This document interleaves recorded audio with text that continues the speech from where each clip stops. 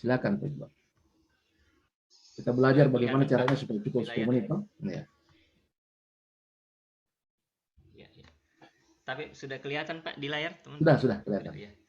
Assalamualaikum warahmatullahi wabarakatuh. Selamat pagi. Waalaikumsalam warahmatullahi wabarakatuh. Saya Muhammad Iqbal Buntaran dari Dinas Tanaman Pangan dan Hortikultura Provinsi Sulawesi Tengah, Jabatan Pengawas Pupuk dan Pestisida.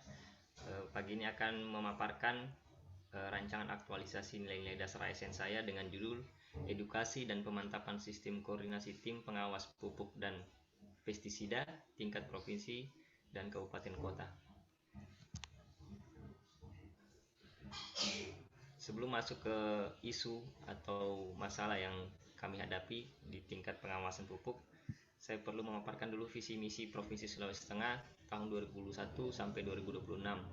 Yang pertama adalah gerak cepat menuju Sulawesi Tengah lebih sejahtera dan lebih maju. Dan di antara 7 misi ini ada 3 misi yang menurut kami berkenaan dengan judul proposal rancangan aktualisasi ini yang akan kami angkat nantinya. Yang pertama adalah misi ketiga, mewujudkan peningkatan kesejahteraan masyarakat melalui pemberdayaan ekonomi, kerakyatan, dan penguatan kelembagaan. Kemudian misi keenam, menjaga harmonisasi manusia dan alam antara sesama manusia sebagai wujud pembangunan berkelanjutan.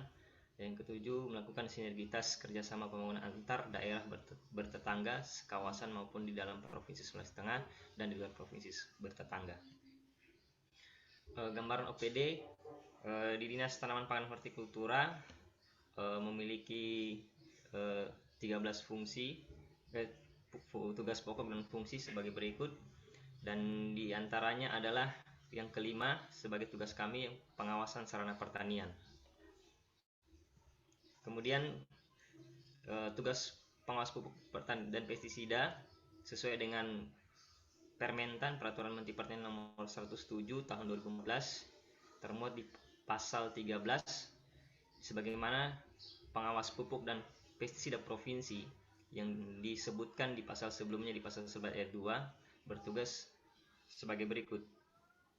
A. Melakukan pengawasan terhadap mutu bahan teknis dan jenis pestisida dengan memperhatikan batas toleransi yang diperbolehkan untuk kadar bahan aktif di tingkat peredaran dan penggunaan. B. Jenis dan jumlah pestisida, wadah, pembungkus, label, serta publikasi pestisida. C. Dokumen perizinan usaha, SIUP, TDP, NIB dan sebagainya, nomor pendaftaran dan nomor administrasi lainnya di tingkat peredaran. D. Ketentuan keselamatan dan kesehatan kerja. E. Penerapan ketentuan sarana peralatan yang digunakan untuk pengelolaan pestisida.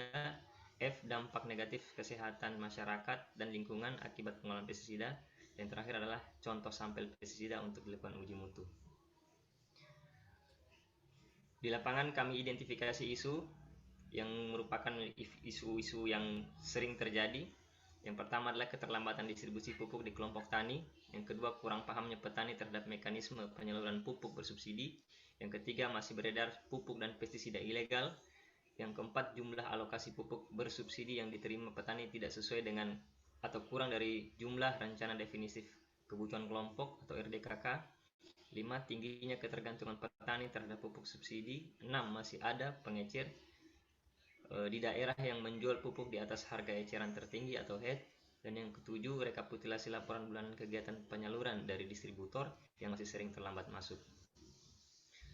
Berdasarkan 7 isu itu kami melakukan analisis APKL dan yang menjadi 3 isu pokok dengan ranking 3 teratas yaitu pertama, keterlambatan distribusi pupuk, kemudian masih beredarnya pupuk dan pestisida ilegal.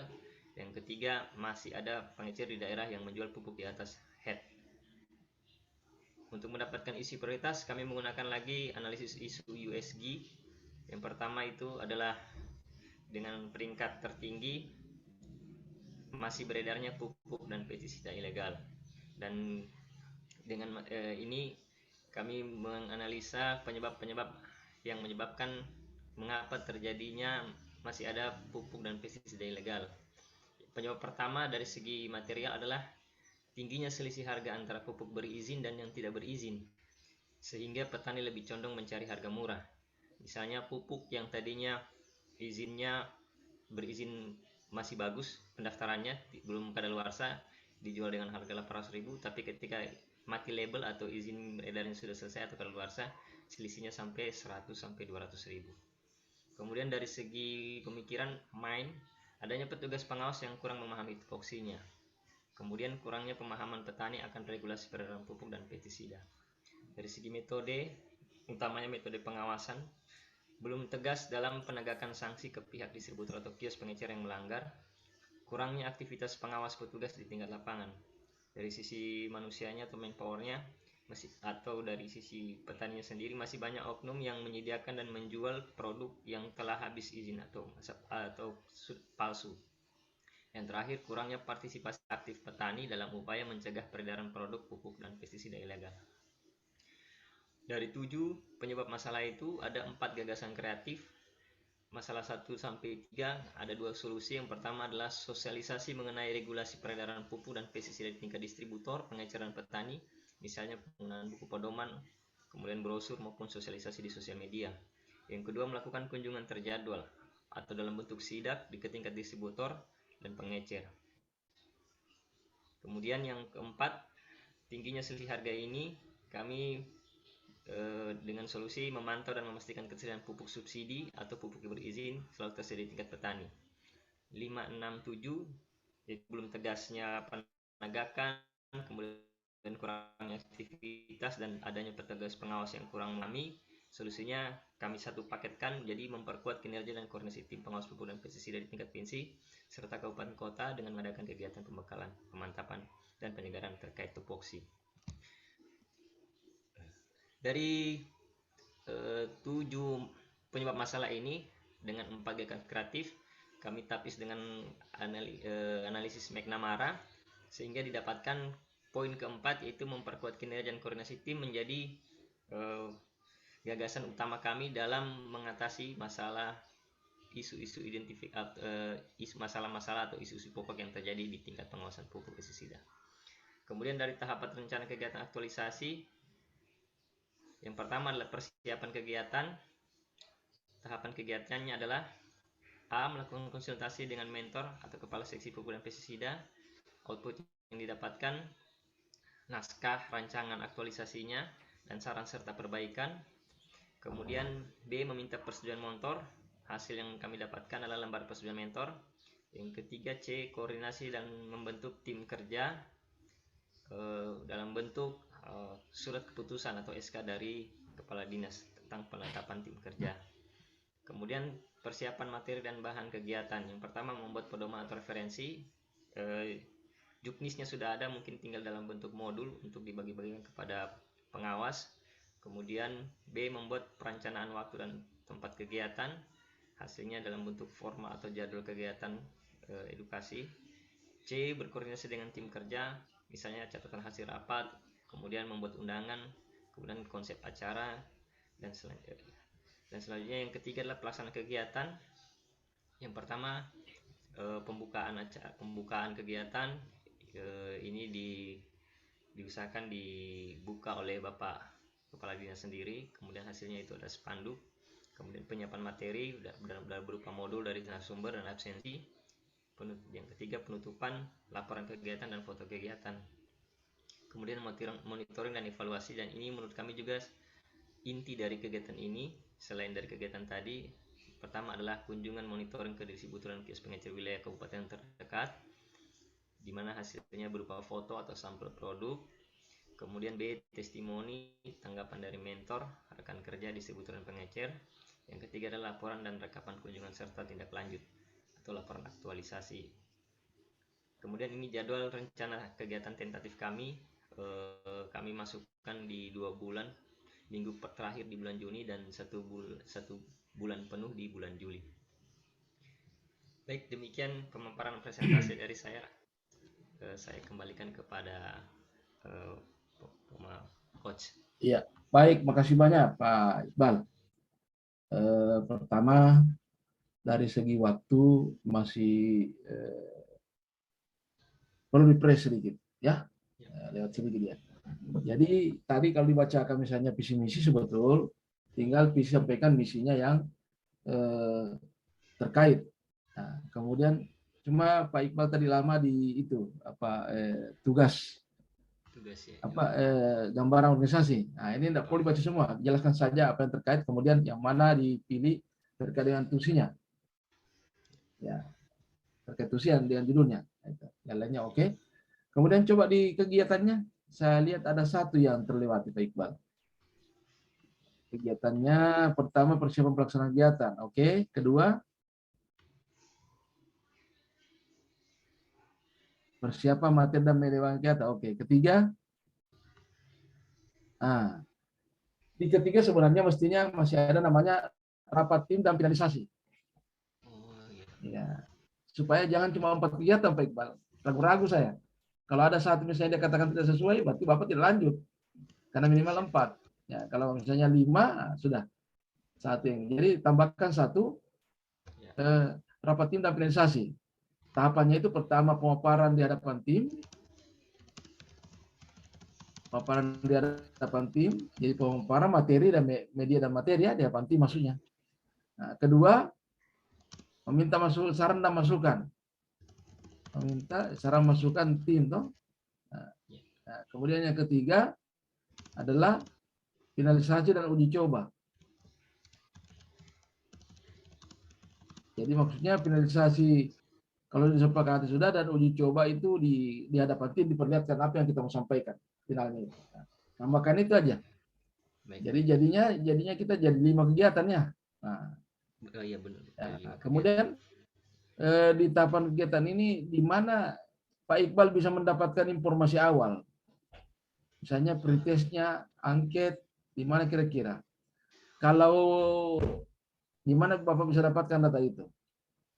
Kalau data itu kebetulan ini sudah menjadi apa namanya Pak ya, laporan misalnya kayak ini kan apa namanya itu Pak, laporan Rutin. dari masyarakat apa namanya ya, apa namanya, iya laporan begitu. Keluhan. Nah, buktikan Iya, itu. iya Buktikan. keluhan, iya. Ya, Mungkin dalam buktikan. bentuk Mungkin berbentuk foto-foto atau angket. apa ya Pak ya? Ya, berbentuk angket barangkali diisi masyarakat. Formulir yang mengatakan bahwa itu yang kita angkat memang benar. Nah, buktikan ke laporan. Kemudian itu data awal ya. Kemudian data akhirnya bagaimana kita membuktikan bahwa kita memang sudah melaksanakan dan bagus respon masyarakat. Kalau saran dari mentor saya, cuma saya belum sempat masukkan di sini, saya ajukan kuesioner dengan blanko inventarisir produk ke toko atau kios Pak. Boleh, boleh. Yang penting ada bisa membuktikan data awal sebelum kita melakukan edukasi dan data akhir. Kita bisa melihat trennya di data akhir itu. Kan ini kita menerapkan nilai. Nilai. Nah, sekarang yang Bapak lakukan adalah edukasi tim pengawas. Nah, kira-kira bisa enggak Bapak memberikan penghargaan kepada tim pengawas yang bagus? Iya. Apakah berupa sertifikat? Ini kan harmoni menghargai orang punya prestasi. Supaya bisa kita terapkan itu. Jadi setelah melihat data awal bagaimana, kemudian data akhir, kita dari hasil inventarisasi produk ini bisa kita menilai kita punya tim yang efektif bekerja atau bagus kinerjanya, kita berikan penghargaan. Nah, dari hasil penilaian itu. Ini masuk di kegiatan keempat atau kelima ini Pak ya? Di ketiga setelah kita kalau mau bikin satu kegiatan juga boleh setelah pelaksanaan kegiatan ini, apa istilahnya, kita berikan di situ evaluasi sudah ada ya. Evaluasi ya, itu nanti masuk di sini Pak, di kegiatan keempat kelimanya saya nanti. Monitoring evaluasi. Iya, monitoring dan evaluasi.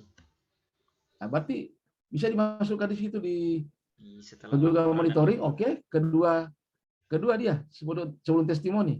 Sebelum testimoni Pak ya. Iya, mungkin masukkan di situ merekap perkembangan itu ya. Iya. Hasil edukasi. Merekap apa istilahnya? Perkembangan hasil edukasi. Jadi berarti dalam kurun itu pretest dan posttest ya. Ya, Post test ya, ya, pretest. dan posttest. Baik, Pak. Jadi nanti hasilnya di situ kan hasil pretest posttest dan sebenarnya grafik ya, dalam bentuk grafik. Dalam bentuk grafik ya. Hmm.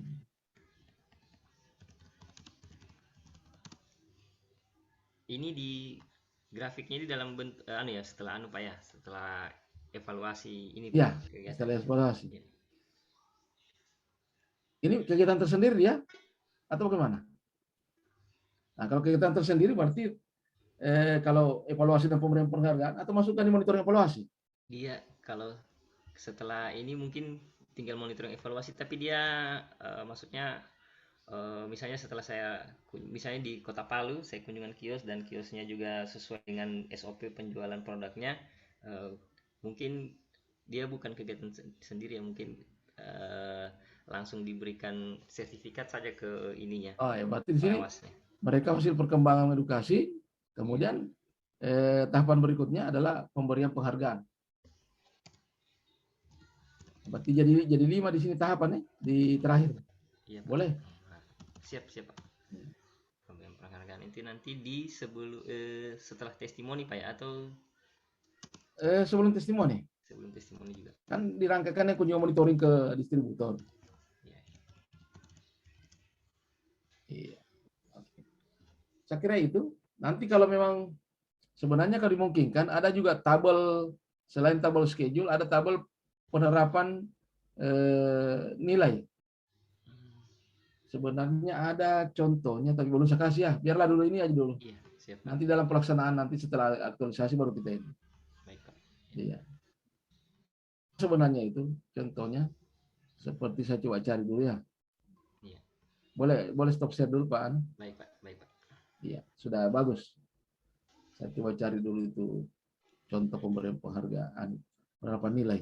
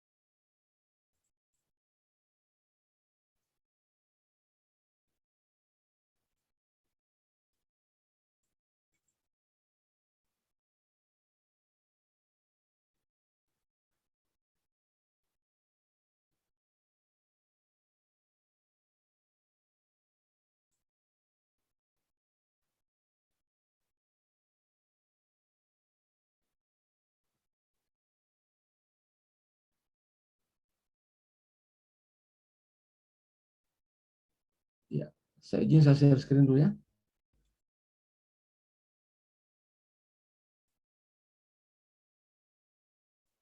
Nah, kalau di angkatan sebelumnya saya suruh buat begini. Tapi kita kan bukan lagi aneka tapi berahlak. Misalnya di sini berahlak. Indikator apa? Di mana diterapkan itu? Di kegiatan mana? Sehingga ketika ada pertanyaan ditanya kita, kira-kira nilai apa yang paling dominan diterapkan? Kita tinggal lihat di sini. Oh, ternyata mungkin berorientasi pelayanan yang paling banyak 10 kali. Tapi ini bukan syarat wajib. Bukan syarat wajib. Wajib ketika di laporan aktualisasi. Tapi kalau di rencana, kalau Anda mau buat begini lebih bagus. Artinya ini kan dijabarkan begini sampai kepada agenda 3 dia buat. Nah, ini untuk agenda 3-nya. Jadi kelihatan di kegiatan mana yang digunakan. Macam ini manajemen SDM dia semua kegiatan. Tapi nanti teman-teman saya kirimkan contohnya nanti. Kalau untuk berikutnya, kalau untuk rancangan enggak harus itu. Tapi paling tidak teman-teman ada persiapan ketika ditanya di mana nilai yang paling dominan diterapkan, Ya, kalau tidak memasukkan di sini boleh, tapi harus membuat persiapan supaya siapa tahu terkejar kita ditanya di nilai-nilai yang Anda ketahui berakhlak, nilai apa yang dominan diterapkan menurut rencana saudara. Dan di mana itu diterapkan. Ya, kalau ada matrik begini kita kan tinggal baca itu di sekitar ini. Ya, saya kira itu teman sekalian. Kalau memang dibutuhkan nanti saya akan share di grup. Bedanya cuma kita sekarang beralat, orang mereka masih menggunakan aneka. Saya kira itu cukup bagus dari Pak Iqbal. Siapa lagi? Tadi yang resen siapa? Pak Zidan. Mana? Ya, Pak. Zidan, siap. Oke. Saya beri aplaus dulu Pak Iqbal. Cukup bagus. Ya, silakan Zidan.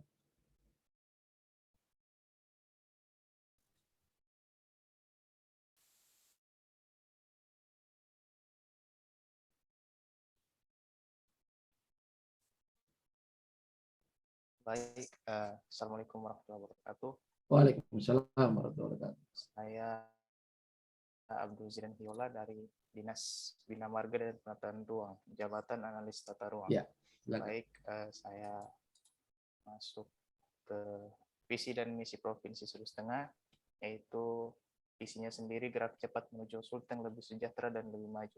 Kemudian ada 9 misi di sini, yaitu meningkatkan Provinsi Sulawesi Tengah melalui reformasi sistem pendidikan dan kesehatan dasar, mewujudkan reformasi birokrasi, supremasi hukum Ya, dan tinggal yang ada hubungannya Ya. dengan ini sudah. Ada hubungannya dengan Anda punya. Ya, jadi Ya. dari 9 misi ini, misi yang terkait dengan tupoksi saya itu misi ke-6, menjaga harmonisasi manusia dan alam antar sesama manusia sebagai wujud pembangunan Oke, lanjut. berkelanjutan.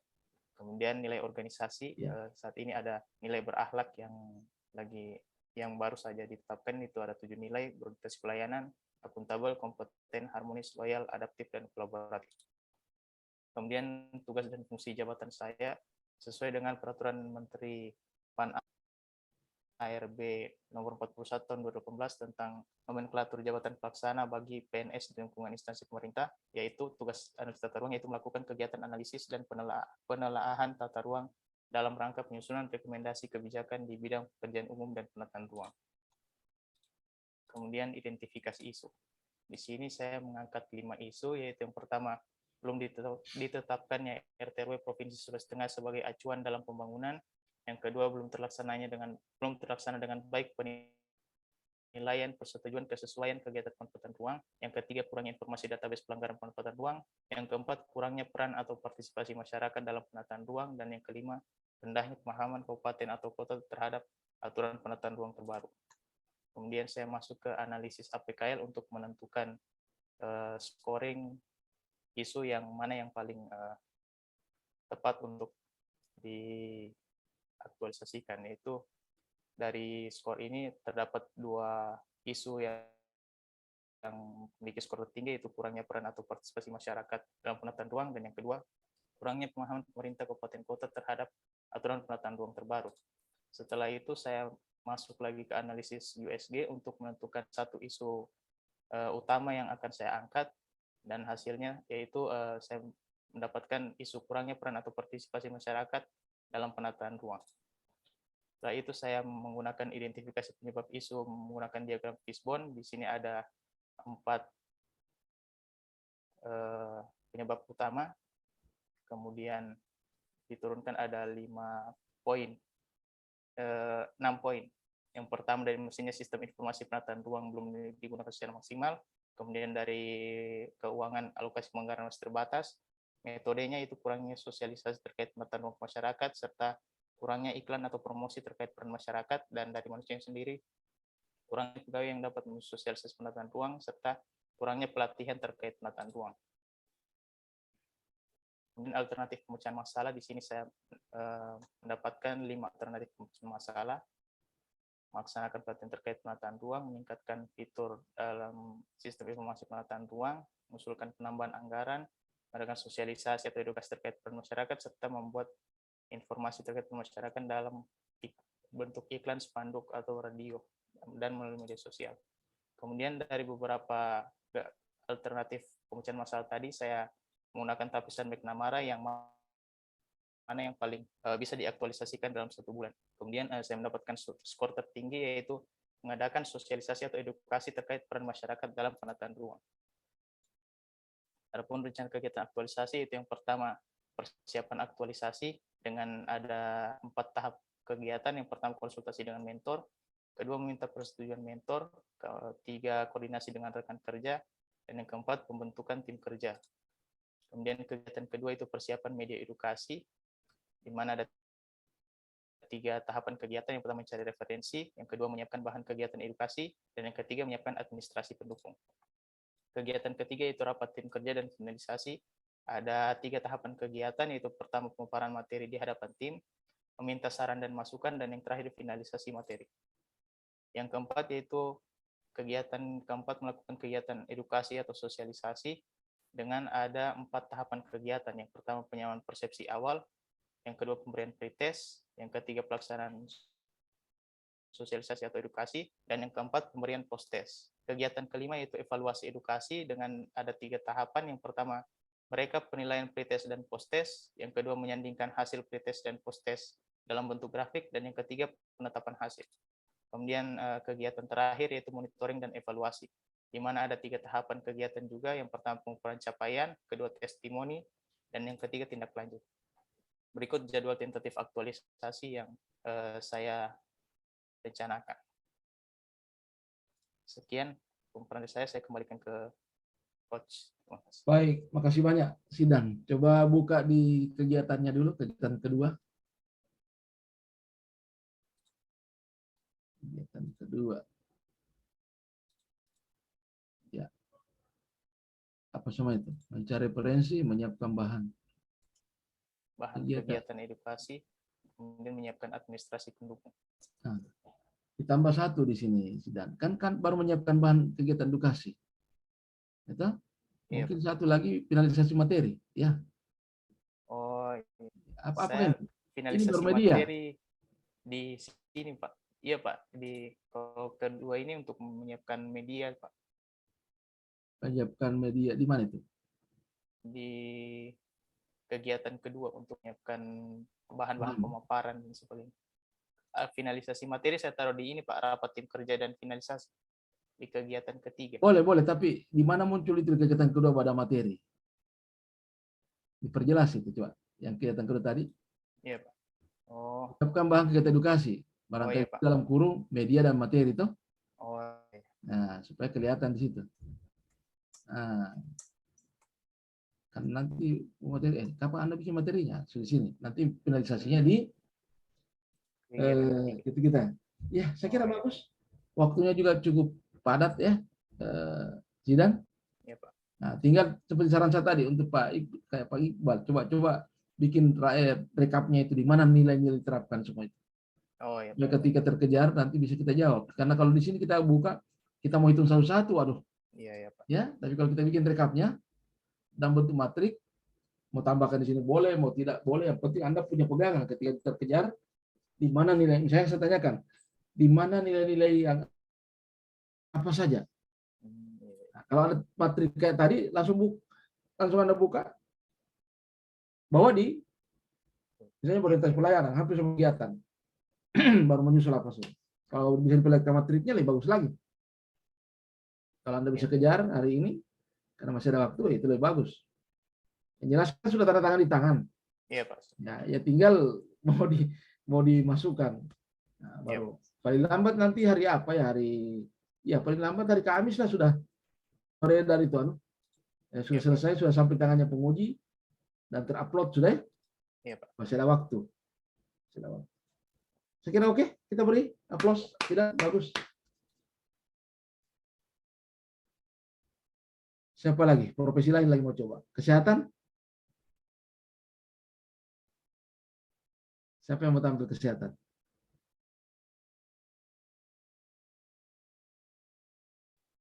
Siapa?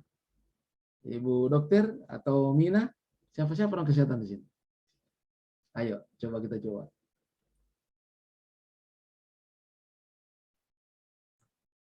Bu Gladi. Iya. Bu dokter siap? Kemarin bagus Ibu dokter. Sudah jadi forfeinya?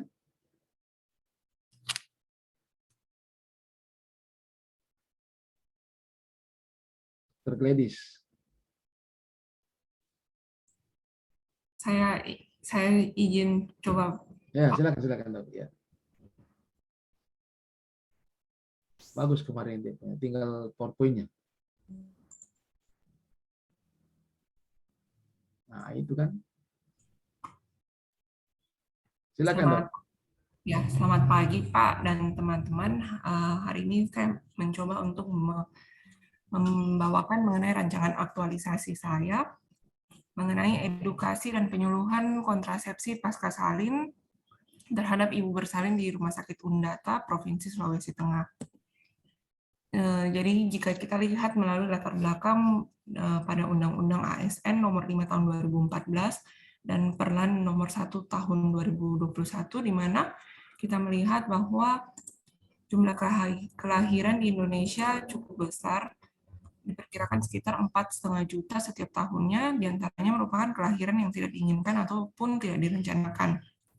Cakupan Rumah Sakit Undata sendiri sekitar 45%, baik pada ibu hamil dan ibu bersalin yang memiliki riwayat jarak kehamilan yang sangat dekat, dan 23% diantaranya memiliki usia dengan risiko tinggi untuk hamil dan bersalin. Jika kita lihat pada kontrasepsi pasca salin, di mana kontrasepsi pasca salin merupakan penggunaan metode KB sampai 1 tahun setelah persalinan ataupun 1 tahun pertama kelahiran. Sedangkan menurut Kemenkes, kontrasepsi pasca salin itu adalah kontrasepsi yang digunakan sampai 42 hari pasca persalinan yang bermanfaat untuk mengatur jarak kehamilan dan ataupun kelahiran, menghindari kehamilan yang tidak diinginkan, sehingga keluarga dapat merencanakan kehamilan dengan aman dan sehat. Dari pemilihan isu yang saya lihat pada lingkup kerja saya, yaitu pertama, adanya kurangnya pengetahuan ibu hamil untuk manajemen nyeri menghadapi persalinan normal, kemudian masih kurangnya penerapan metode kontrasepsi salin pada ibu pasca salin, lalu masih rendahnya penerapan inisiasi menyusui dini pada bayi baru lahir, serta masih kurangnya penanganan medis terhadap pasien setelah pasien melahirkan. Dilihat dari isu dan gagasan pemecahan masalahnya, dilihat bahwa ternyata masih kurangnya penerapan metode kontrasepsi pasca salin pada ibu bersalin di Rumah Sakit Undata, sehingga diperlukan adanya edukasi dan penyuluhan kontrasepsi pasca salin terhadap ibu bersalin di Rumah Sakit Undata tersebut. Jika kita melihat dari kedudukan dan peran ASN untuk mendukung terwujudnya smart governance, di mana smart governance merupakan tata kelola pemerintahan yang cerdas bertujuan untuk mewujudkan tata kelola dan tata pemerintahan daerah yang baik, terus dan berupaya untuk meningkatkan kualitas kinerja birokrasi melalui inovasi dan pemanfaatan teknologi. Sedangkan smart ASN, di mana aparatur memiliki profil nasionalisme, integritas, wawasan global, hospitality, networking, dan penggunaan teknologi informasi, bahasa asing, maupun entrepreneurship. Sedangkan manajemen ASN yaitu pengelolaan ASN untuk menghasilkan pegawai ASN yang profesional, memiliki dasar nilai etika, profesi, bebas dari intervensi politik, bersih dari praktek korupsi, kolusi, dan nepotisme. Ini merupakan rancangan kegiatan rancangan aktualisasi berdasarkan perwujudan dari manajemen ASN. Jadi yang pertama yaitu melakukan konsultasi dan meminta persetujuan dari mentor, di mana output yang didapatkan yaitu adanya bahan konsultasi dan persetujuan. Yang kedua yaitu melakukan koordinasi terhadap teman sejawat dan kepala ruangan, output adanya kerjasama antara teman sejawat maupun kepala ruangan. Yang ketiga yaitu pembentukan tim kerja, adanya dokumentasi tim kerja. Kemudian yang kedua yaitu persiapan. Kemudian yang kedua yaitu persiapan penyuluhan, yaitu pertama mencari bahan referensi dan materi penyuluhan, menyiapkan bahan poster, leaflet maupun leaflet, mendesain leaflet dan poster, kemudian mencetak leaflet dan poster tersebut, dan menyusun administrasi pendukung. Kegiatan ketiga yaitu melakukan rapat tindakan percobaan mengenai kegiatan penyuluhan, di mana pertama yaitu melakukan pemaparan bahan materi edukasi, kemudian dilanjutkan dengan meminta saran dan masukan, dan terakhir melakukan pemaparan finalisasi uji coba. Kegiatan keempat yaitu menyiapkan dan melaksanakan kegiatan penyuluhan. Pertama yaitu melakukan persetujuan dan kontrak waktu, lalu melakukan pretest, kemudian memberikan penyuluhan, dan melakukan post-test untuk melihat kemajuan atau efektivitas dari penyuluhan. Kegiatan kelima yaitu melakukan evaluasi dan pemberian penghargaan. Jadi lakukan rekap hasil dari pretest maupun post-test, menganalisis hasil tersebut, dan memberikan penghargaan. Kegiatan keenam dilanjutkan dengan monitoring evaluasi. Monitoring evaluasi dilakukan dengan mengukur pencapaian dalam bentuk laporan kegiatan, adanya testimoni, kemudian melakukan perencanaan tindak lanjut. Ini merupakan jadwal tentatif, kurang lebih dilakukan selama bulan Juli. Ini contoh kuesioner yang akan dibagikan, yaitu baik pretest maupun post-test. Kemudian ini contoh leaflet yang akan digunakan, yang mengandung informasi mengenai kontrasepsi yang digunakan pada pasca salin. Terima kasih. Oke, makasih banyak. Bagus ya. Ya, teman-teman sekalian, kelihatan Ibu Dr. Gladys ini kayak tidak membaca. Ya, yang begitu santai ya. Ya, artinya coba bandingkan. Kalau teman-teman tadi berdua masih ada kesan membaca. Kalau Ibu Gladys kan, Dr. Gladys kan tidak. Santai aja. Jadi jangan dibaca. Dikasih kata penghubung. Kayak tadi tertulis itu ada kata penghubungnya. Jadi mengalir kan. Ya, mengalir. Artinya semua bisa, semua bisa. Yang pertama jangan tegang. Ya. Bu dokter kan tidak tegang tuh. Santai. Nah, kalau kita kejar ingin persis sama bahasanya, malah kesannya kayak membaca. Nggak usah, jangan takut kalau keliru. Misalnya judul, boleh saja dibalik, jangan dibaca. Ya, yang kami lakukan adalah penyuluhan dan edukasi, di mana ini ditentu kepada Ibu bersalin, pada pasca salin. Bisa aja dibaca begitu. Yang penting kan yang tertulis jelas. Itu. Saya kira bagus ya, kita beri aplaus. Terima kasih Bu Dok. Tinggal kalau bisa Bu Dokter juga coba-coba buat itu matrik penerapan rencana penerapan nilainya supaya ketika kita terkejar, karena kalau tipenya Pak Irfan biasa dia kejar ke situ. Biasa tiba-tiba dia tanya, nah di antara nilai berakhlak yang mana dominan Anda gunakan dan di mana? Nah, kalau itu ditanyakan, kan kewalahan kita buka-buka itu. Nah, supaya kesannya jangan kita nyontek, dibikin aja matriknya baru taruh di meja. Iya Pak, yang kami lakukan dari 6 kegiatan berorientasi pelayanan, dominan saya gunakan di kegiatan-kegiatan ini. Kemudian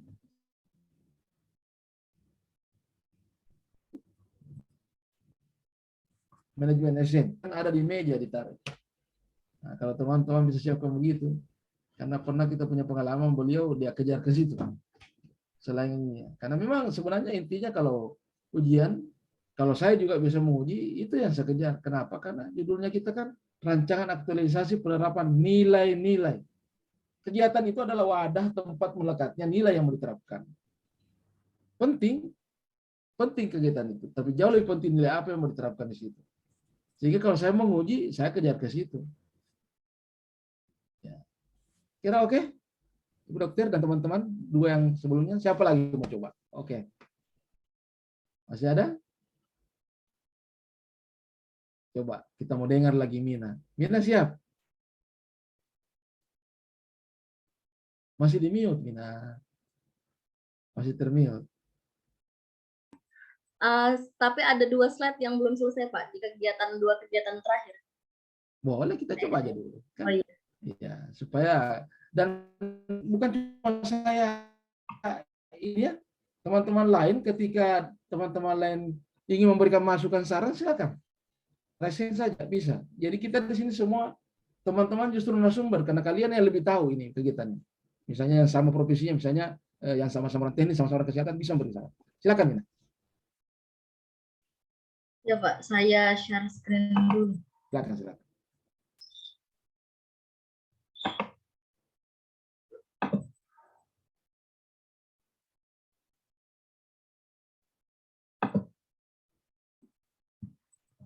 Mohon maaf Pak, agak-agak loading ini ya. Ya, nanti pelan-pelan. Iya, udah. Ya, saya Mina Rizkina akan memaparkan tentang rancangan aktualisasi Latsar CPNS mengenai edukasi penerapan home program fisioterapi pada pasien anak berkebutuhan khusus di Rumah Sakit Undata.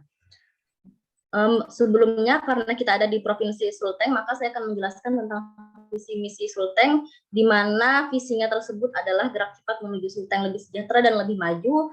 Dan untuk misinya yang sesuai dengan kegiatan latsar saya dan tugas fungsi saya adalah meningkatkan kualitas manusia Provinsi Sulawesi Tengah melalui reformasi sistem pendidikan dan kesehatan dasar. Dan karena kesehatan di bawah Kementerian Kesehatan, maka saya juga menjelaskan tentang nilai-nilai Kementerian Kesehatan yang ada pro-rakyat, inklusif, responsif, efektif, dan bersih dari KKN. Dan sebelumnya juga bagian dari pengenalan fisioterapi, tugas fungsi jabatan fisioterapi, di sini saya sebagai ahli pertama fisioterapis, ada pelayanan itu meliputi perumusan masalah dan menyusun program pelayanan, ada kegiatan promotif dari preventif, promotif, kuratif, dan rehabilitatif. Kemudian dari tempat saya bekerja di Rumah Sakit Undata, saya menemukan beberapa isu. Yang pertama adanya kurangnya kepatuhan hand hygiene atau kebersihan tangan pada instalasi rehab medik di Rumah Sakit Undata, entah itu dari pasien ataupun dari keluarga. Kemudian yang kedua, masih kurangnya pengetahuan pasien dan keluarga tentang latihan stroke yang dapat dilakukan di rumah. Kemudian yang ketiga, belum efektifnya penerapan home program terapi pada anak berkebutuhan khusus di Rumah Sakit Undata. Dan yang terakhir, ada masih rendahnya pengetahuan pasien tentang faktor ergonomi dengan angka kejadian cedera kasus muskuloskeletal, yaitu kasus-kasus yang berhubungan dengan otot dan sendi. Dari isu-isu yang saya temukan, saya menggunakan teknik APKL untuk melakukan perankingan isu atau isu mana yang akan saya angkat. Dari 4 isu tadi, ada 2 isu yang juga masih sama scoringnya, yaitu belum efektifnya penerapan home program pada pasien anak berkebutuhan khusus di Rumah Sakit Undata, dan masih rendahnya pengetahuan faktor resiko ergonomi pada pasien dengan kasus muskuloskeletal. Dari 2 isu tadi, maka saya lakukan kembali dengan teknik PSG, dan menghasilkan isu yang akan saya angkat adalah belum efektifnya penerapan home program pada pasien anak berkebutuhan khusus di Rumah Sakit Undata. Dari isu yang saya angkat tadi, saya mencoba mencari penyebab masalahnya. Ternyata ada berbagai masalah, yaitu dari manusianya, dari metodenya, dari lingkungannya, dan dari pendanaan maupun dari materialnya.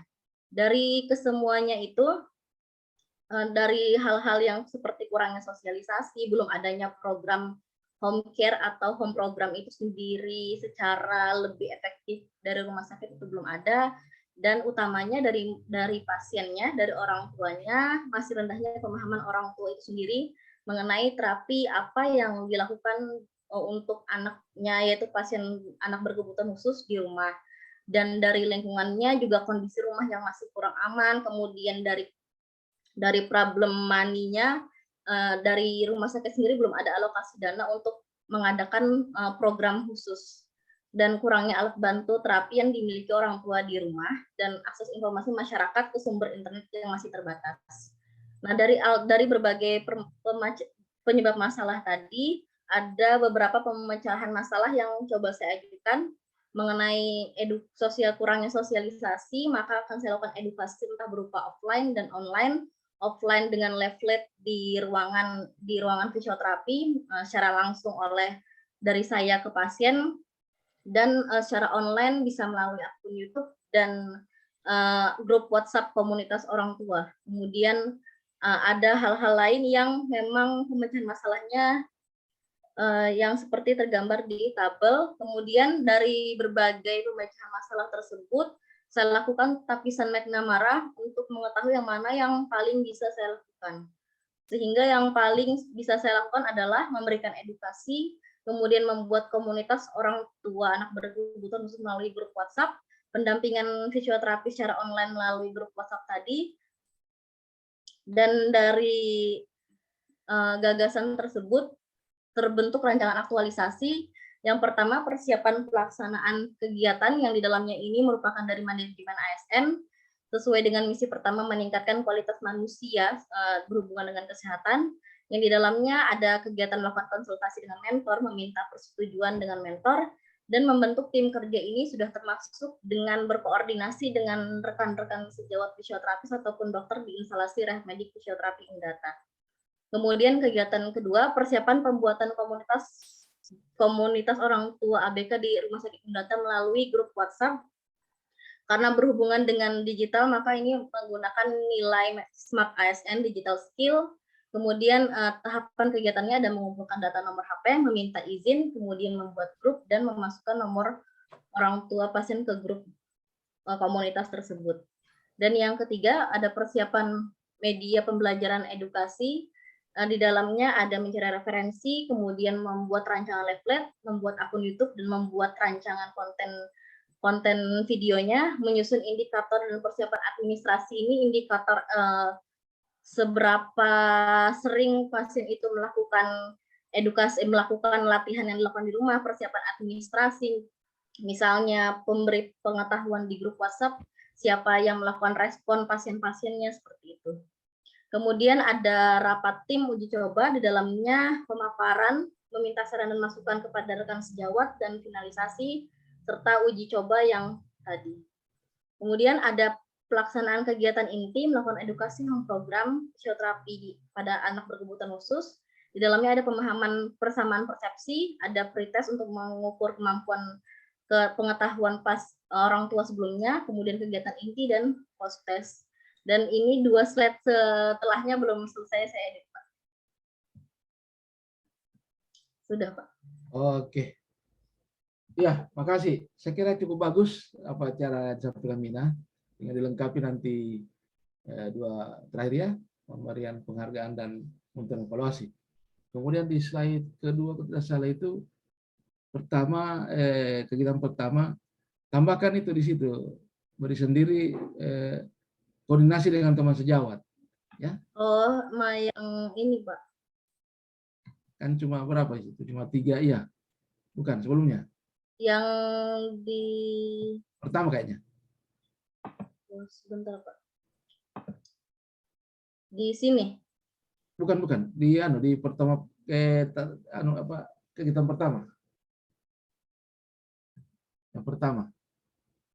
Ini kegiatan pertama, persiapan pelaksanaan kegiatan. Ini kan cuma konsultasi mentor, minta persetujuan, membentuk tim kerja. Tambahkan 1 di situ, koordinasi dengan teman sejawat.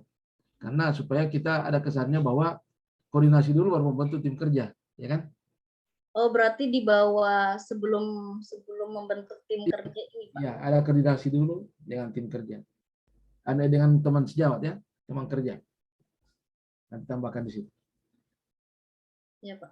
Ya, oke. Saya kira bagus ya, dengan lengkapi. Kalau bisa juga dibuatkan matrik penerapan nilai, baik nilai agenda 3 maupun agenda 2, nah, supaya ketika nanti ada bertanya ke sana kita tidak perlu menghitung-hitung lagi. Sudah kelihatan ya? Oke? Ya, makasih. Mila. Kita beraplaus. Saya kira semuanya cukup bagus ya. Pak Iqbal juga tadi bagus. Tinggal dikurangi sedikit apa itu membaca yang ini. Zidan juga bagus. Ya. Cuma santai dikit. Jangan terkesan membaca. Kalau Pak Iqbal lari sudah tidak terlalu ketar membaca. Ya, Zidan masih membaca Zidan. Jangan takut salah komanya apa semua, jangan. Ya. Kalau tadi Iqbal sudah mulai ya artinya menyampaikan, menghubungkan sendiri. Ya, nah, tinggal lebih santai lagi karena kalau kalian kayak tegang, nanti juga penguji bikin tambah tegang. Ya, saya biasanya kalau menghadapi orang tegang, kalau perlu saya pernah dulu moderator saya putarkan musik dulu baru masuk. Kenapa? Karena kalau kita tegang itu kalah sebelum bertempur itu. Ya? Santai. Oke. Masih ada yang mau tampil? Anton? Pak Anton berani? Mantap. Kita lihat dulu. Kalau perlu Pak Anton menyanyi dulu Pak Anton. Izin share screen. Silakan. Ini aku tanya Ibu Adi Gelang ini. Ya, silakan dibaca yang penting-penting saya, Anton. Silakan. Dari judul dulu. Iya. Selamat pagi, salam sejahtera bagi kita Pagi. semua. Ya. Perkenalkan, saya Antonius Ketaren SP, saat ini menjabat sebagai analis benih di Dinas Perkebunan dan Peternakan UPT Pengawasan Mutu dan Sertifikasi Benih. Saat ini saya akan memaparkan rancangan aktualisasi saya dengan judul Sosialisasi Peran Penting Laboratorium Pengawasan Mutu dan Sertifikasi Benih Perkebunan Berbasis Digitalisasi. Lanjut. Adapun visi dan misi daripada pemerintahan Provinsi Sulteng adalah visinya adalah gerak cepat menuju Sulteng sejahtera, gerak cepat menuju Sulteng lebih sejahtera dan lebih maju. Sedangkan misi yang berkaitan dengan rancangan aktualisasi saya adalah poin kelima, yakni menjalankan pembangunan masyarakat dan wilayah yang merata dan berkeadilan. Sesuai dengan Peraturan Menteri Aparatur Negara dan Birokrasi Dinas Perkebunan Peternakan Provinsi Sulawesi Tengah dengan kode jabatan 72/24.24.07.02.08, analis benih memiliki uraian tugas sebagai berikut. Yang pertama adalah menyiapkan bahan pemeriksaan atau pengujian sampel benih, yang kedua melaksanakan analisa pemeriksaan sampel benih, yang ketiga melaksanakan pengujian benih, yang keempat membuat laporan pemeriksaan sampel benih, yang kelima, memberikan saran berdasarkan pelaksanaan pekerjaan dan pemanfaatannya untuk disampaikan kepada pimpinan. Dan yang terakhir adalah mendokumentasikan data dan laporan terkait pemeriksaan benih. Selama saya bekerja di UPT Pengawasan Mutu dan Sertifikasi Benih atau PMSB, saya mendapati 3 isu atau permasalahan. Yang pertama adalah kurang lengkapnya sarana dan bahan di laboratorium PMSB. Yang kedua adalah kurangnya kegiatan-kegiatan pengujian benih perkebunan di lab PMSB pasca bencana alam pada tahun 2018. Dan yang ketiga adalah rendahnya kedisiplinan tenaga-tenaga ahli di laboratorium PMSB. Dari ketiga isu tersebut, saya melakukan uji identifikasi isu dengan teknik APKL, dan saya mendapati isu poin kedua, yakni kurangnya kegiatan-kegiatan pengujian benih perkebunan di lab PMSB pasca bencana alam 2018 sebagai isu dengan skor tertinggi. Kemudian akan saya lanjutkan dengan analisis USG. Dan pada analisa USG juga mendapatkan hasil yang sama, yakni isu kedua memiliki skor tertinggi dengan peringkat pertama. Kemudian ini akan dilanjutkan dengan penetapan penyebab melalui teknik Fishbone.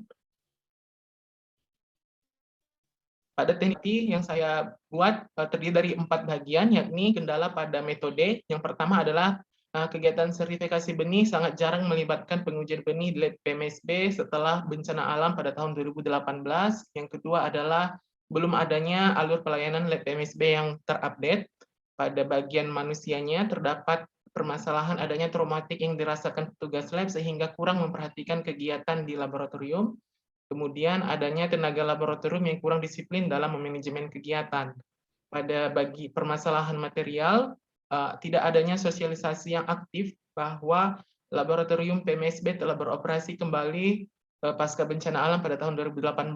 Pada permasalahan skill, masih minimnya pengetahuan tenaga laboratorium PMSB dalam mengoperasikan alat-alat laboratorium. Dari permasalahan-permasalahan tersebut, saya berusaha untuk mencari gagasan ide sehingga menemukan solusi. Yang pertama itu melakukan sosialisasi berbasis digitalisasi yang dikerjakan melalui website, Facebook, dan Instagram. Kemudian menghubungi dinas terkait untuk melakukan terapis bagi petugas laboratorium yang mengalami gejala trauma, yang kemudian memberikan reward dan punishment bagi tenaga laboratorium untuk menjaga kedisiplinan. Kemudian untuk permasalahan rendahnya pengetahuan tenaga lab PMSB dalam mengoperasikan alat, solusinya adalah membuat IK atau instruksi kerja alat, kemudian mengikuti pelatihan-pelatihan khusus. Untuk permasalahan kegiatan sertifikasi benih yang sangat jarang melibatkan pengujian di lab, solusinya adalah dengan mengingatkan PBT dalam hal ini adalah pengawas benih tanaman perkebunan dan penangkar mengenai SOP kegiatan sertifikasi benih yang seharusnya melibatkan pengujian di laboratorium. Kemudian alur pelayanan yang belum terupdate, solusinya adalah dengan membuat banner. Dari solusi tersebut, saya mengerjakan tapisan solusi McNamara sehingga didapatkan 6 kegiatan yang akan saya lakukan di rancangan aktualisasi saya. Untuk tahapan rancangan aktualisasi terdiri dari 6 kegiatan utama. Yang pertama adalah persiapan pelaksanaan kegiatan, yang kedua pembuatan media sosialisasi, yang ketiga rapat tim atau uji coba, yang keempat melakukan sosialisasi, yang kelima evaluasi pemberian reward dan punishment, dan yang terakhir adalah monitoring. Untuk kegiatan pertama, persiapan pelaksanaan kegiatan itu terdiri dari 3 tahapan kegiatan. Yang pertama itu melakukan konsultasi dengan mentor dengan hasil mendapatkan persetujuan mentor. Yang kedua adalah melakukan koordinasi dengan teman sejawat, itu diharapkan mendapatkan tim kerja. Kemudian tahapan kegiatan yang terakhir adalah menyusun tim kerja dengan output berupa SK tim kerja. Untuk kegiatan yang kedua, yakni pembuatan media sosialisasi, itu terdiri dari 4 tahapan kegiatan. Yang pertama itu mencari referensi dengan output akan tersedianya referensi. Yang kedua adalah mendesain media sosialisasi yang dengan output akan tersedianya media sosialisasi. Yang ketiga ada menyusun indikator penilaian sosialisasi dengan output tersedianya indikator penilaian. Dan yang terakhir adalah menyusun persiapan administrasi dengan output tersusunnya administrasi sosialisasi. Untuk kegiatan ketiga atau rapat tim atau uji coba terdiri dari 4 kegiatan tahapan kegiatan. Yang pertama itu pemaparan kegiatan dan sasaran dengan output hasil pemaparan dan kegiatan akan didapatkan. Yang kedua itu adalah meminta saran atau masukan dengan output mendapatkan hasil atau saran dari rapat tim kerja, kemudian membuat kesepakatan antar tim dan peserta rapat dengan output adanya nanti kesepakatan, dan tahapan kegiatan terakhir adalah finalisasi dengan menyusun setiap hasil rapat tim uji kerja tersebut. Untuk kegiatan yang keempat melakukan sosialisasi ada 3 tahapan kegiatan. Yang pertama itu persepsi dengan mengaitkan persepsi yang tidak sama, kemudian mencari persepsi yang sama atau menyetarakan persepsi. Yang kedua adalah pemaparan materi sosialisasi. Materi akan disosialisasikan atau dipaparkan. Tahapan kegiatan yang ketiga adalah pengisian angket dalam bentuk G-form dengan output mengukur pengetahuan penangkar setelah menerima materi sosialisasi. Tahapan kegiatan yang kelima yakni evaluasi dan pemberian reward dan punishment. Tahapan kegiatan pertama itu adalah memeriksa hasil setiap kegiatan dengan output ada hasil-hasil daripada setiap kegiatan evaluasi. Tahapan yang kedua adalah membuat rekapan hasil. Hasilnya adalah adanya rekapan hasil daripada setiap kegiatan. Tahapan ketiga adalah memberikan reward dan punishment. Outputnya yang diharapkan adalah diberikan reward bagi peserta yang berprestasi dan punishment bagi tenaga laboratorium yang tidak menjaga kedisiplinan. Untuk tahapan kegiatan yang terakhir yakni monitoring terdiri dari 3 tahapan kegiatan. Yang pertama itu memonitoring kegiatan yang telah terlaksana, sedang terlaksana, dan belum terlaksana. Outputnya nanti akan berupa laporan hasil kegiatan. Kemudian tahapan testimoni, outputnya berupa hasil kegiatan yang telah terlaksana. Yang terakhir adalah tindak lanjut, yakni dengan output melanjutkan kegiatan yang sedang dan belum terlaksana dalam jangka waktu menengah dan panjang. Berikut adalah jadwal tentatif daripada aktualisasi yang direncanakan dikerjakan sampai dengan akhir bulan Juli. Terima kasih. Oke, baik. Terima kasih. Coba Pak Anton di kegiatan apa tadi ya? Pelaksanaan kegiatan.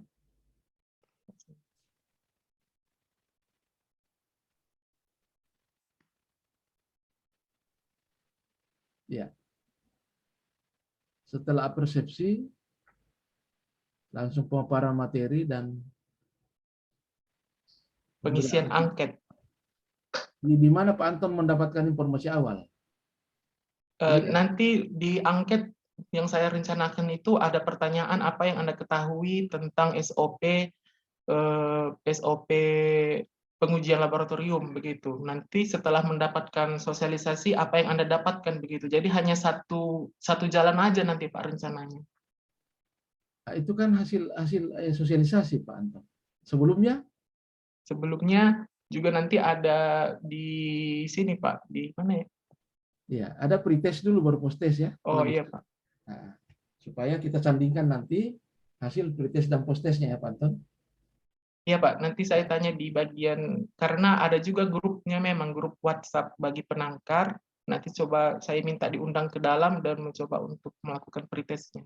Nah, ya, tapi tercantumkan di sini. Oh iya, Persepsi, pretest dulu, baru penyampaian materi, baru post test. baik, Pak. Oke, supaya kelihatan bahwa ada pengukuran awal. Sekalipun ada datanya kita awal, tapi kita sebelum melakukan sosialisasi, kita ingin mengetahui pengetahuan awalnya dulu. Supaya hasilnya itu pretest dan post test disandingkan, baru dibuatkan grafik. Ya, hanya itu saja sarannya. Yang lain sudah bagus semua. Tinggal itu sama dengan yang lain-lain. Coba Anton buat itu matrik rencana penerapan nilai supaya ketika kita ditanyakan berapa nilai diterapkan dan 5 dominan, kita bisa langsung jawab, tidak perlu menghitung-hitung, ya. Baik. Ya, saya kira sudah cukup bagus. Saya kira yang tampil tidak perlu semuanya, sudah terwakili. Nah, apa sekarang yang mau ditanyakan? Kita diskusi apa kira-kira yang ingin Pak, teman-teman. mau bertanya. Ya, silakan. Di presentasi tersebut, apakah poin latar belakang itu harus dimasukkan atau tidak begitu? Karena dari teman-teman yang sudah melakukan presentasi, seperti Dr. Gladys tadi memasukkan sedikit bagian daripada latar belakang dan yang lainnya itu langsung ke visi dan misi provinsi begitu. Sebaiknya seperti apa? Sebaiknya ada data di latar belakang, tapi tidak harus dibaca banyak-banyak semua. Jadi paling tidak ada data. Kenapa kita mengambil isu itu? Ya paling tidak, misalnya Pak Anton, ada memang data sebelumnya bahwa kan tadi katakan kurangnya. Ya, jadi kalau kurangnya berapa saja dilakukan? Yang idealnya berapa yang dilakukan sampai dikatakan kurang. Nah, itu. Baik. Ya, semuanya. Tapi latar belakang itu tidak dibaca semua. Kayak tadi Ibu Dokter kan tidak dibaca semua. Cuma yang penting-penting saya dibaca. Sehingga kita tidak terkejar kayak bahwa saya kan kalau kita membaca semua kesannya kita buru-buru. Nah, santai aja.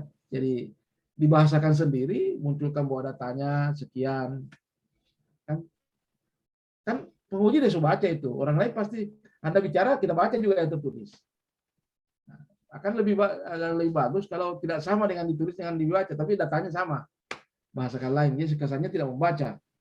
Padahal sebenarnya kita baca juga, cuma kita bahasakan lain. Nah, ini rahasia presentasi sebenarnya sampaikan. Saya juga begitu. Yang saya tulis itu sebenarnya saya baca. Cuma kalian tidak tahu bahasa baca itu. Karena saya bahasakan lain. Ya, kita video suara kalau mau jujur kadang-kadang tiba-tiba disuruh bawa materi, belum kita hafal betul, tapi caranya kita menyampaikannya kesannya Anda seolah-olah kita sudah kuasai betul. Padahal baru tadi malam dibuat juga. Sama dengan besok ini, saya kan harus menyampaikan klasikal agenda 3 di Parimo. Baru tadi subuh saya bikin materi ini. Kenapa? Karena memeriksa lagi pekerjaannya teman-teman kalian yang sebelumnya. Jadi cukup banyak waktu kita gunakan. Makanya saya kalau ini ya, saya mau cari kesempatan istirahat sedikit sebentar, karena siang-siang, paling lambat jam-jam 1, jam 2, saya tancap ke Parigi. Kemarin saya sudah khawatir. Pengalaman saya kemarin, saya nekat berangkat hari Senin pagi, tiba-tiba ketemu di gunung, longsor. Antrian orang, buka tutup. Saya deg-degan di situ. Kenapa? Karena harus masuk jam 1. Sementara saya di gunung itu setengah 12 masih di gunung saya. Masih di pertengahan malah. Nah, itu yang berisiko. Makanya sebentar untuk materi besok saya mau berangkat siang atau sore. Supaya kalau jalan putus masih ada waktu istirahat. Ya. Nah, itu pengalaman kita. Jadi harus ada persiapan. Makanya kemarin ya alhamdulillah dengan nekat terpaksa ingat masa lalu, masa-masa muda. Dari Toboli ke Parigi ya hanya setengah jam saya gosok. Ya, memang itu laptop di belakang mabok. Begitu saya buka sampai di sana tidak mau on, kan rupanya error. Karena dia telepon ke sana kemari, sampai di Parigi malah jadi masalah karena tidak bisa on laptopnya. Setelah saya pelajari, oh rupanya mabok ini laptop karena tato ke sana kemari kan. Nah, kalian bisa bayangkan kalau kecepatan 90-100 bos sana. Nah, apalagi masuk di kantornya BKD, PC. Jadi kayak orang off-road lagi, tak putar-putar di belakang. Nah, ini namanya orang kalau gugup, begitu resikonya. Nah, makanya teman-teman jangan gugup. Nah, jangan gugup, santai aja. Saya kira begitu. Ada yang bertanyakan? Masih ada? Kalau tidak, kita minta izin dengan evaluator. Ya silakan, Pak Zidan. Bertanya Pak terkait Ya, matriks yang tadi penerapan nilai, apakah kita mau tambahkan di PPT dan laporan atau hanya sekedar kita jadi pegangan saja untuk ditanya? Kalau kalian bisa menambahkan, itu menambah nilai. Oh. Ya. Kan masuk di anu saja, di belakang paling terakhir setelah matrik time schedule, tambahkan itu matrik itu.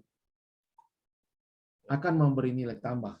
Karena lebih siap, kalian lebih siap sudah merencanakan di mana semua dilakukan dan berapa banyak. Kalau itu pertanyaannya, kalau saya sendiri penguji, besar tambahan nilainya kalau itu. Karena kelihatan lebih siap. Kemudian kalian juga lebih enak. Ini kelebihannya kalau virtual, karena penguji tidak sampai di hadapan kita.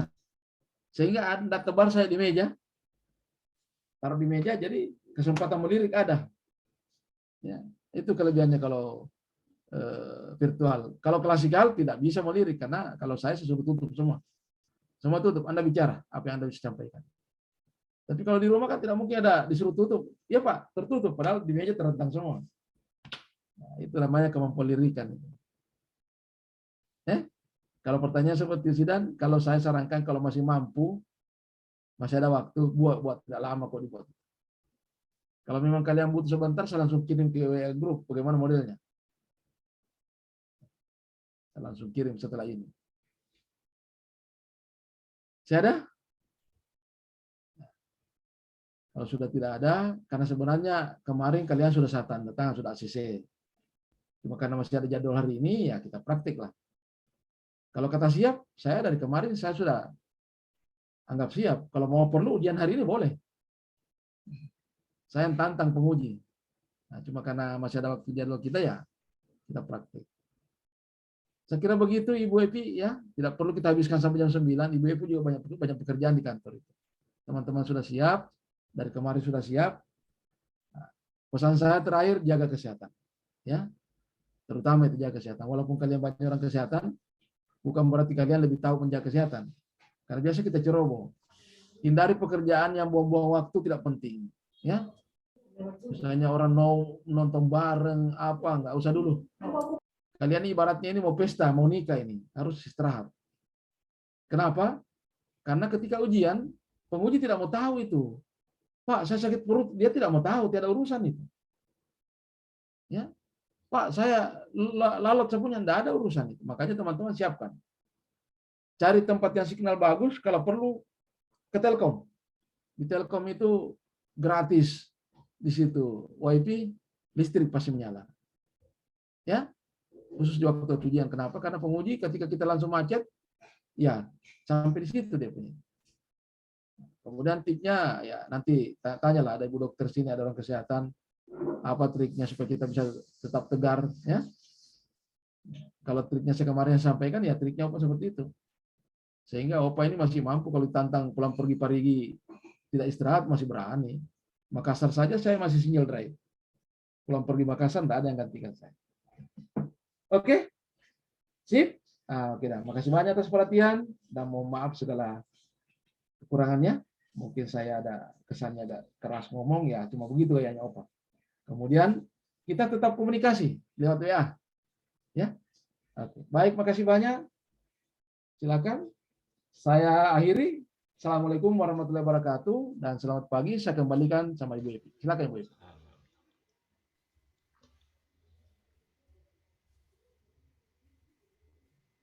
Signal lagi Ibu Epi. Itu. Bermasalah signal Ibu Epi, ya.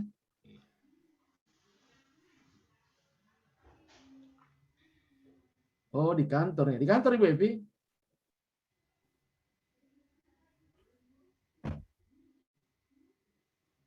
Iya Pak, di kantor jatuh-jatuh ini jaringan Pak. Nggak mati di kantor karena satu WiFi dipakai rame-rame. Enggak, tadi di rumah juga WiFi soalnya sudah dilapor, sudah 4 hari ini lagi bermasalah juga. Saya ada di samping saya ada portable, ada data saya siapkan. Oh iya Pak, siap. Oke, makasih banyak Ibu Evi. Oh iya. Saya akhiri. Tutup saja Pak ya. Iya, tutup aja. Iya. Yang laporan Pak Iqbal? Ya. Lapor, peserta Latsar CPNS Angkatan 105 Provinsi Sulawesi Tengah telah selesai menerima materi. Laporan selesai. Baik, laporan diterima, akhir dengan doa. Laksanakan. Ya. Bismillahirrahmanirrahim. Alhamdulillahirrahmanirrahim. Hamdan syakiri hamdan wafi amah yukaf masjidah. Ya Rabbana lakal hamdu kami magili jalali wa lika qadri bisalik. Rabbik firli wali walidayya warhamhuma kama rabbayani shaghira. Rabbana atina fid dunya hasanah wa fil akhirati hasanah wa qina azabannar. Amin walhamdulillahirabbil alamin. Amin. Ya, dengan mengucapkan alhamdulillahirabbil alamin, pembelajaran agenda coaching pada pagi hari ini telah selesai. Kepada Bapak Oke, baik, makasih. Kasihan signalnya Ibu Evi. Ya dan, makasih teman-teman. Nanti salam hormat sama Ibu Evi ya. Saya pamit. Saya mau ke